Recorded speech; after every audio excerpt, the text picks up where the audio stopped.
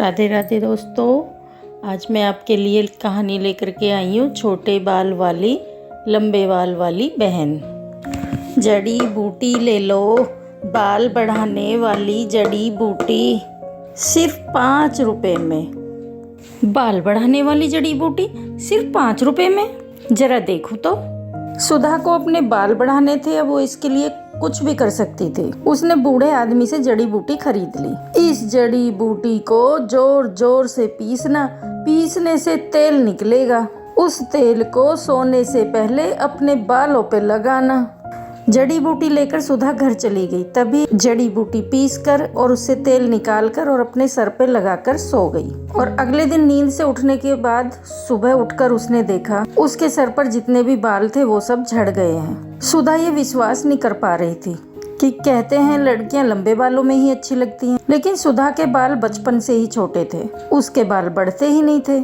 ऊपर से वो सांवली भी थी और दूसरी ओर उसकी बहन राधा के घने और लंबे बाल थे और वो गोरी भी थी। इसीलिए राधा बचपन में हमेशा सुधा को चिढ़ाती थी, तू तो मेरी सगी बहन नहीं है, तुझे तो माँ और पापा रास्ते से उठाकर लाए थे, नहीं तो तू इतनी बदसूरत कैसे है। ये सुनकर सुधा हमेशा रोती थी।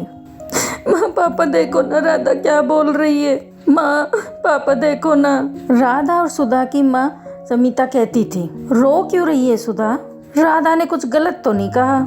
तू बदसूरत है, तेरे सर पर बाल भी नहीं है, मुझे ऐसी बेटी नहीं चाहिए थी। सुधा का पिता भी उससे प्यार नहीं करता था। सुधा को हमेशा हर किसी से नफरत ही मिलती थी। ऐसे ही बड़ी हुई सुधा, वो हर रोज रात को रोती थी और भगवान से प्रार्थना करती थी, हे भगवान कुछ चमत्कार करवा दीजिए, मेरे पैर तक लंबे बाल उगा दीजिए, प्लीज प्लीज भगवान प्लीज। और इसी तरह सुधा और राधा दोनों जवान हो गई। आज सुधा को लड़के वाले देखने के लिए आने वाले हैं। सुधा आईने के सामने बैठकर तैयार हो रही है। उसके सर पर अभी भी ज्यादा बाल नहीं है। वो आईने में अपने आप को देख ही रही थी कि तभी उसकी माँ आती है। माँ आ गई और ताने मारना शुरू कर दिया, यहाँ ऐसे बैठने से कुछ नहीं होगा, जल्दी जल्दी करो नहीं तो ये लड़का भी हाथ से चला जाएगा। वहाँ राधा आ गई और बोली, माँ मुझे तो समझ नहीं आ रहा है कि आप मुझसे पहले इस भूतनी की शादी क्यों करवाना चाहती हो। राधा बेटी, इस भूतनी को तो पहले विदा करना पड़ेगा, नहीं तो बाद में इससे कौन शादी करेगा। एक बार बस ये सर से उतर जाए, उसके बाद मैं तेरे लिए बहुत अमीर और अच्छा लड़का ढूंढ कर लाऊंगी। माँ आप सभी मुझसे इतनी नफरत क्यों करते हो, आखिर मैंने किसी का क्या बिगाड़ा है। तेरे सर पर बाल नहीं है सुधा, तू बदसूरत है बदसूरत, तू मेरी बहन कहलाने के लायक नहीं है। सुधा रोने लगी। वो पूरी जिंदगी रोती ही आई है। अविनाश नाम का लड़का सुधा को देखने के लिए आया। संगीता के कहने पर राधा अपने कमरे में ही बैठी हुई थी, क्योंकि समिता ने उससे कहा था, बेटी तू कमरे के अंदर ही रहना, नहीं तो लड़के वाले सुधा से रिश्ता नहीं जोड़ेंगे। खैर अविनाश के साथ सुधा का रिश्ता तय हो गया, लेकिन उसके लिए बहुत ज्यादा दहेज देना पड़ा। उस बात को लेकर भी समिता सुधा को ताने मारने लगी। सुधा मन ही मन सोचने लगी, अपने घर में तो मुझे शांति नहीं मिली, शायद ससुराल में जाकर मैं खुश रहूंगी। सुधा की शादी हो गई और शादी वाले दिन ही अविनाश ने उसे पहली बार देखा और देखते ही उसके प्यार में शादी वाले दिन ही अविनाश ने राधा को पहली बार देखा और देखते ही उसके प्यार में पड़ गया। यार मैंने इसे पहले क्यों नहीं देखा, कितनी गोरी है ये, कितने लंबे बाल हैं इसके, इससे पहले मिल लेता तो मुझे इस भूतनी से शादी नहीं करनी पड़ती। लेकिन अब कुछ नहीं हो सकता था। सुधा अविनाश के साथ ससुराल चली गई और ससुराल पहुंचते ही सुधा की सास विमला ने उसको हजारों काम थमा दिए। रसोई जाओ और सारे बर्तन मांजो, उसके बाद खाना बनाओ और उसके बाद पूरा घर साफ करो। मत भूलना कि तुम्हें इस घर की बहू सिर्फ और सिर्फ काम करवाने के लिए ही बनाया गया है। ठीक है माँ जी, नहीं भूलूंगी। सुधा बिना थके काम करने लगी। उसकी सास और उसका पति उसके छोटे छोटे बालों को लेकर के मजाक उड़ाने लगे। तुम्हारे बाल तो मुझसे भी छोटे हैं सुधा। ये तो पूरी नौकरानी लग रही है। हाँ हाँ मुफ्त की नौकरी। अविनाश मजाक उड़ाता ही गया और एक दिन उसकी मुलाकात राधा के साथ हो गई। राधा को अपने लंबे बालों को लेकर बहुत अहंकार था। वो सुंदर भी थी। अविनाश को उससे प्यार हो गया और राधा भी उसको पसंद करने लगी। और एक दिन अविनाश और राधा ने शादी कर ली। राधा अविनाश के घर चली आई। ये देखकर जैसे सुधा को सदमा लग गया। राधा तू मेरे साथ ऐसा कैसे कर सकती हो, तूने मेरे पति से शादी कर ली। चुप रह, समझी ना? अविनाश तो तुझसे प्यार भी नहीं करता है, वो सिर्फ मुझसे प्यार करता है। हाँ हाँ, ऐसे बिना बाल की औरत से कौन प्यार करेगा? मुझे तो लंबे बालों वाली लड़कियां पसंद है।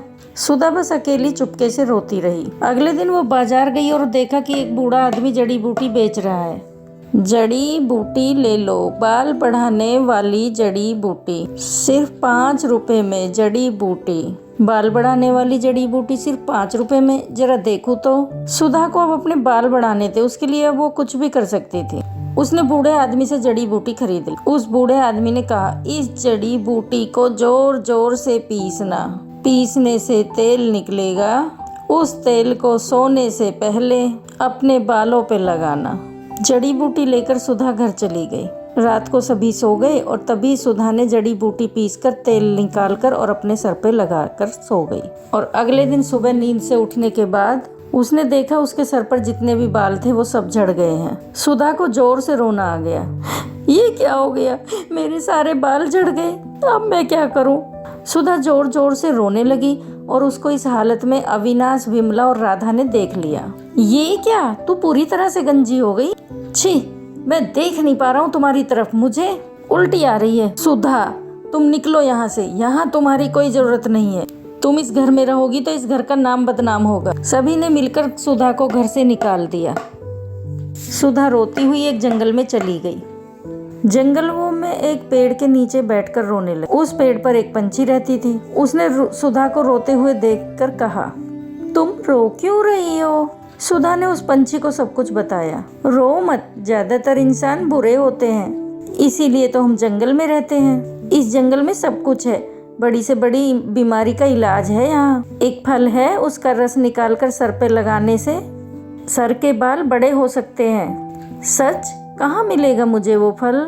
मैं लाती हूँ। उस पंछी ने कुछ ही देर में सुधा को फल लाकर दिया। उस फल का रस निकालकर सुधा ने सर पर लगाया और उसके बाल उगने लगे।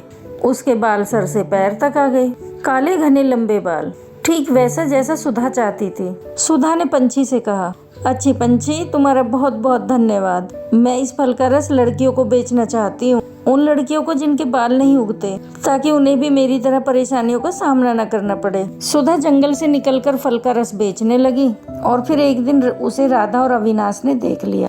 तुम सुधा हो ना? हाँ, क्यों? अरे वाह, तुम्हारे इतने लंबे बाल कैसे हो गए?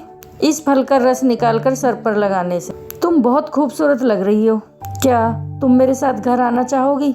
ये सब देखकर और सुनकर राधा को जलन हो रही थी। उसने फल का रस लिया और पूरी बोतल अपने सर पर डाल ली, लेकिन उससे असर उल्टा हो गया। उससे उसके सारे बाल झड़ गए और वो गंजी हो गई।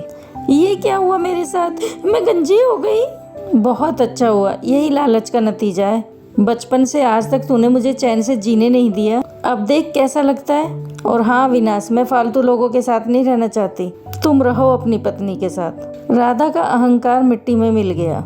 अविनाश को भी गंजी राधा के साथ ही रहना पड़ा और फल का रस बेच बेच कर सुधा बहुत अमीर बन गई। चारों तरफ उसके बाल के चर्चे होने लगे और वो खुशी खुशी जिंदगी बिताने लगी। तो दोस्तों, कैसी लगी आपको हमारी कहानी? कमेंट बॉक्स में ज़रूर बताना। और अगर आप हमारे चैनल पर नए हैं तो चैनल को सब्सक्राइब कर लेना, लाइक करना, दोस्तों के साथ शेयर करना बिल्कुल नहीं भूलना। जय श्री राम।